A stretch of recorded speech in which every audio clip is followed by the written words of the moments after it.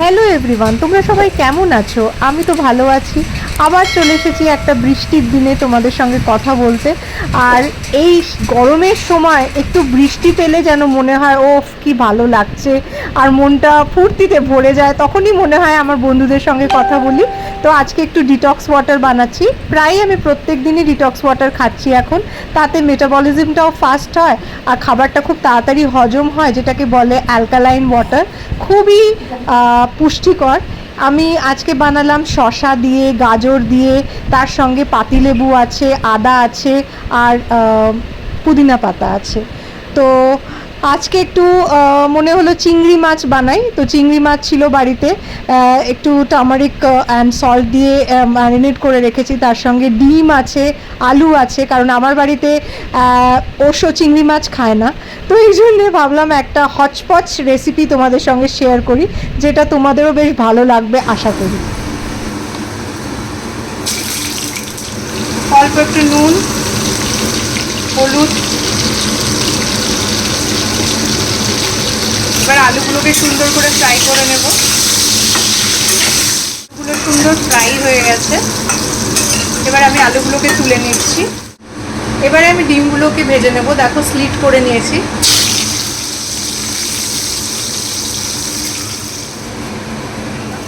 ওই তেলেতেই আমি চিংড়ি মাছগুলোকে ফ্রাই করে নিচ্ছি, হালকা করে 1-2 মিনিট ফ্রাই করব, বেশি নয়। চিংড়ি মাছ বেশি ফ্রাই করলে রাবারি হয়ে যায়। চিংড়ি মাছ ফ্রাই হয়ে গেছে, এদিকে আলু ডিমও ফ্রাই হয়ে গেছে। গোটা গরম মশলা আর তেজপাতা ফোড়ন দিলাম, অ্যাড করে দিয়েছি। এবার পেঁয়াজটাকে খুব সুন্দর করে ভাজতে হবে। আদা, রসুন,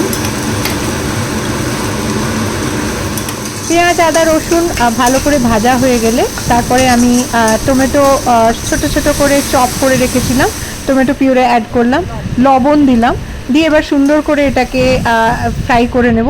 এখানে একটা মশলার গুঁড়ো মশলা আছে, যেমন কাশ্মীরি লঙ্কা গুঁড়ো, হলুদ, জিরে, ধনে। জিরেটা আমি কম দিই, ধনেটা একটু বেশি দিই। ওটাকে জল দিয়ে মিলিয়ে নিলে কি হয়, সুন্দর একটা বাটা মশলার টেস্ট আসে, যেটা আমার খুব ভালো লাগে। তাই জন্য আমি চেষ্টা করি জল দিয়ে মিলিয়ে নেওয়ার।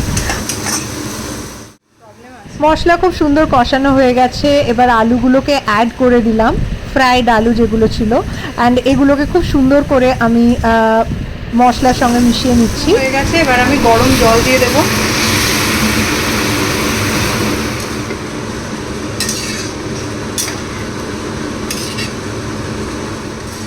এবার আমি ঢাকা দিয়ে রান্না করব 10 মিনিটের মতো, যতক্ষণ না আলুগুলো প্রপারলি সেদ্ধ হয়ে যাচ্ছে। এবার আমি চিংড়ি মাছগুলো দিয়ে দিচ্ছি।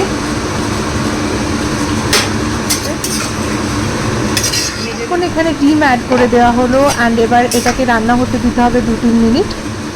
যারা চিনি পছন্দ করো না তারা দিও না, বাট চিনি দিলে টেস্টটা ব্যালেন্স হয়। গরম মশলা অ্যাড করছি, ধনে পাতা কুচিয়ে একটু অ্যাড করে দিলাম, আরও বেশি গ্রেভিটা ফ্লেভারফুল হবে। তো এই রেসিপিটা খুবই সহজ একটা রেসিপি, যেটা সবাই করতে পারো। আর প্লিজ যদি করো তাহলে প্লিজ কমেন্ট করে জানিও তোমাদের কেমন লেগেছে। আমাদের বাড়িতে তো সবারই খুব ভালো লেগেছে, ওষবাবুর স্পেশালি খুব ভালো লেগেছে, কারণ সে চিংড়ি মাছ খেতে ভালোবাসে না, বাট সে ডিম খেতে খুব ভালোবাসে। চলো আমরা লাঞ্চটা করে নিই, তারপরে আবার আসছি।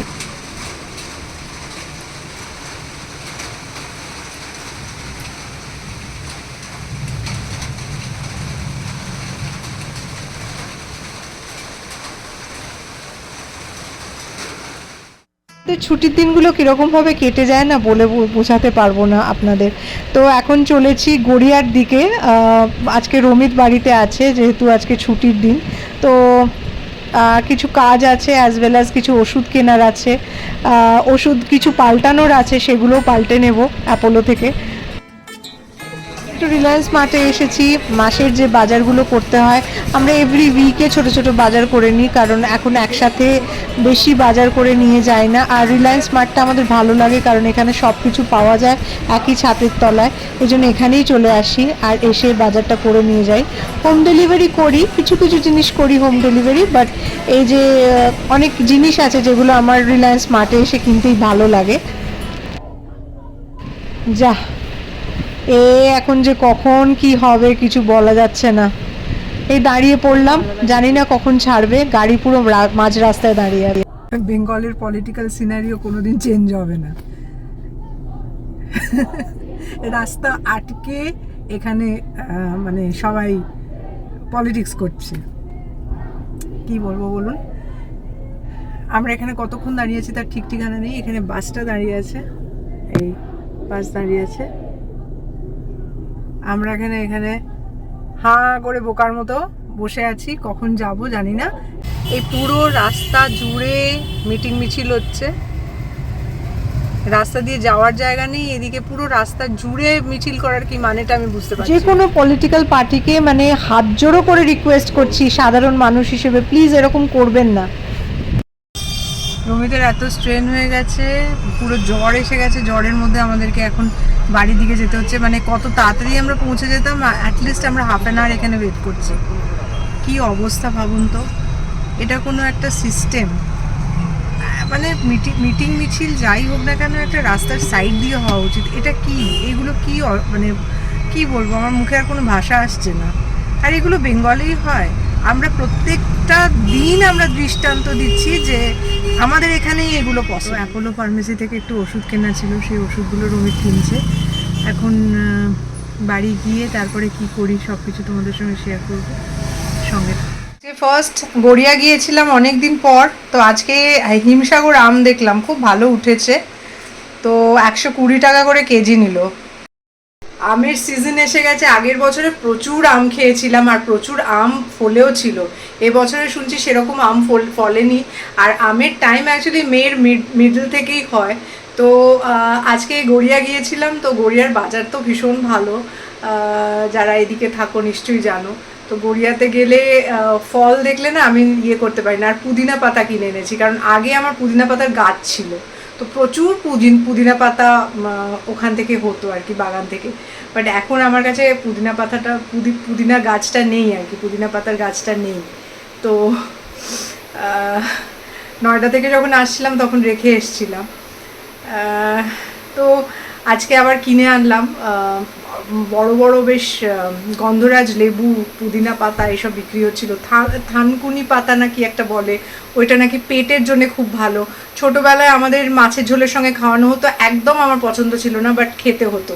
তো ওই রকম পাতা দেখছিলাম বিক্রি হচ্ছিল, তো 10 টাকা করে নিল মানে একটা গাছি পুদিনা পাতা কিনলাম। আমটা যদিও আমার হেলথের জন্য ঠিক না, বাট মরশুমি ফল সবসময় খাওয়া উচিত, এই জন্য নিয়ে এলাম।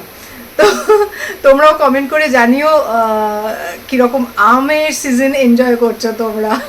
তো চলো বাদবাকি কাজগুলো করে ফেলি। মাসের বাজার, তড়কা প্যান আমার খুব দরকার ছিল, ওই জন্য এইটা একটা নিয়ে এসেছি। আর এই একটা ফ্রাইং প্যানটাও খুব খারাপ দেখতে হয়ে গেছিলো। তো এই হচ্ছে আজকের বাজার। যে ওষুধ টিফিন বক্স, দুটো কন্টেনার দিয়েছে ভেতরে স্টিলের, স্কুলের জন্য ভালোই।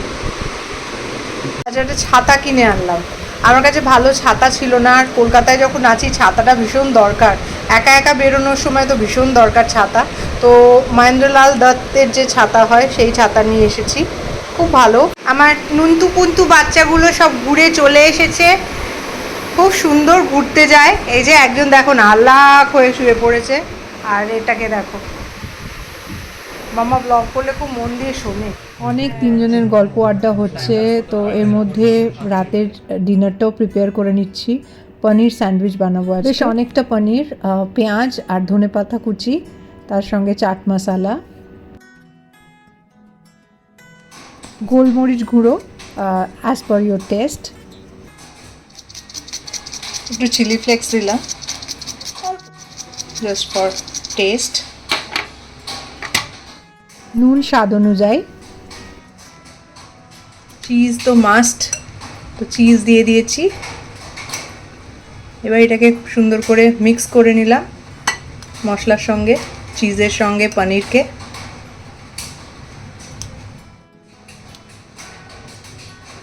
এগুলো এমনি নর্মাল স্যান্ডউইচ ব্রেড, তো বাটার স্লাইসগুলোর মধ্যে সুন্দর করে মাখিয়ে নিচ্ছি। এবার বাটার দেওয়া ব্রেড স্লাইসগুলোর ওপরে পনিরের স্টাফিংটা দিচ্ছি। এরপরে তার উপরে আর একটা স্লাইস অফ ব্রেড দিচ্ছি, যেটা অলরেডি বাটার মাখানো ওপরের দিকটায়। আর একটা স্যান্ডউইচ ওরকমভাবেই বানিয়ে নিচ্ছি, কারণ আমার যে স্যান্ডউইচ মেকারটা আছে ওটা দুটো করে স্যান্ডউইচ যায়, তো এই জন্য আমি দুটো করে বানিয়ে নিচ্ছি একসঙ্গে।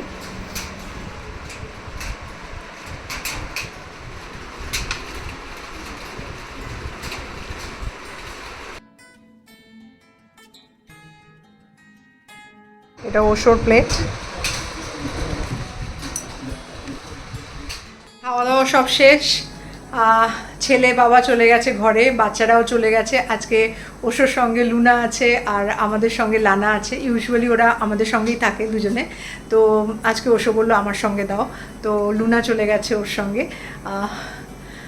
আজকে সেই সকাল থেকে চলছে, আর পারছি না, এবার ঘুমোতে যাব। রাত হয়ে গেছে, মোটামুটি কটা বাজে এখন, 10:30 11টা বেজে গেছে। তো কালকে সকাল সকাল ওঠা আছে। আজকের মতো এই ব্লগটা এখানেই শেষ করছি। কোনো কারণে যদি ব্লগটা তোমাদের ভালো লেগে থাকে তো please do like, share, comment and subscribe to my channel. ভালো করে একটু সাবস্ক্রাইব করে দাও, লাইক করে দাও, কমেন্ট করে দাও, শেয়ার করে দাও নিজেদের বন্ধু বান্ধবদের মধ্যে। আর কি বলি বলো, চলো, good night, see you in the next blog, tata.